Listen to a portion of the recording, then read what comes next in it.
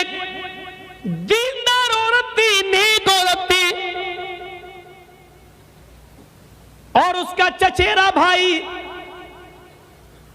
उससे प्यार करता था, मोहब्बत करता था, लेकिन चचेरी बहन को इसका इल्म नहीं था कि ये मुझे चाहता है। एक तरफा प्यार, एक तरफा मोहब्बत, कभी वो अपनी चचेरी बहन से कह नहीं पाया। और इसी दरमियान उस लड़की के बाप ने उसका रिश्ता तय कर दिया और उसका निकाह कर दिया। उस जमाने में जल्दी रिश्ता तय होने के बाद ही शादी हो जाती थी, हमारी तरह रवाज नहीं था। आज लड़की देखने आएंगे, एक हफ्ते बाद तुम आओ, लड़का देख लो, उसके बाद अब पक्की करने आओ। कुछ चीजें दे दी गई, लड़की बुक हो गई। पक्की से बेहतर है ये जुमला इस्तेमाल किया जाए, बुक हो गई। अभी निकाह नहीं हुआ, लड़की को लड़के का, लड़के को लड़की का नंबर भी मिल गया। मां कह रही है कोई बात नहीं, मेरी बेटी उसी से तो बातें कर रही है जिसके साथ शादी होना है। उधर लड़के के मां बाप को भी फिक्र नहीं है, चलो वो अपनी होने वाली औरत से बातें कर रहा है। मैं पूछता हूं इतना डिले क्यों है? जब देख लिया गया लड़की को लड़का और लड़के को लड़की पसंद आ ही गई है, तो फौरन निकाह क्यों नहीं कर देते हो? नहीं साहब, अभी इंतजाम नहीं हुआ है। आपको इंतजाम क्या करना है? लड़की जिन कपड़ों में घर बैठी हुई है उसी कपड़े में निकाह हो जाएगा, तुम उसको ले आओ। समाज क्या कहेगा?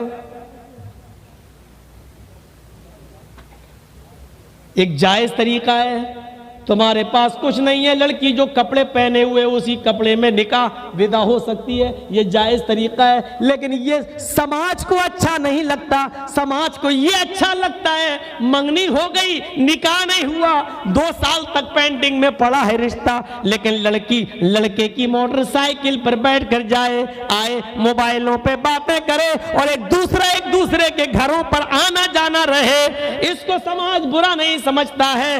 ऐसा समाज अगर किसी मुआशरे में रह रहा है जो इसको बुरा नहीं समझता है, तो आए समाज वालों, तुम्हारे अंदर से रूह निकल चुकी है। अल्लाह की कसम, ये समाज आईसीयू पर लेटा हुआ है, हॉस्पिटल में बीमार है, आईसीयू पर लेटा हुआ है। जैसे आईसीयू से निकाला गया और ये समाज मर जाएगा, इसके अंदर रूह नहीं है, वो तो आईसीयू की ऑक्सीजन से जिंदा है। जैसे ही नाक का नथुना हटाया गया और इसकी रूह निकल गई। ऐ समाज वालों, अगर इसको अच्छा समझते हो और उसको बुरा समझते हो तो तुम मर चुके हो, तुम मरे हुए हो। मौलवी जर्जीस मुर्दों से खिताब कर रहा है, आईसीयू में लेटे हुए, आईसीयू में पड़े हुए मरीजों से खिताब कर रहा है। मैं किसी जिंदा कौम से नहीं बोल रहा हूं, ये जलसा मैं जिंदा कौम को नहीं सुना रहा हूं, ये कुरान और हदीस में जिंदा लोगों से को नहीं बता रहा हूं, बल्कि मरीज आईसीयू पर लेटी हुई कौम के सामने मैं पेश कर रहा हूं।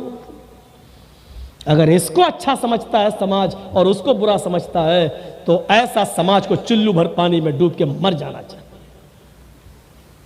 यह समाज है। मंगनी हुई, बस रिश्ता तय हुआ, अभी निकाह नहीं हुआ और मोबाइलों पे बातें कर रहे हैं दोनों, ये अच्छा है। वो अपनी मोटरसाइकिल पे, क्या एक ही स्कूल में पढ़ते हैं, उसके साथ जाती है, वह तेरे बाप का राज चल रहा है और समाज इसको अच्छा समझता है। अरे समाज तो छोड़ो, अगर लड़की का बाप और लड़की की मां ये जानती है कि मेरी बेटी उस लड़के से बात कर रही है जिससे रिश्ता तय हो गया है, तब भी वो गलत कर रही है, ये जानते हुए भी उसको बात करने की परमिशन दे रही है, तो वो मां नहीं डायन है, वो मां नहीं चुड़ैल है।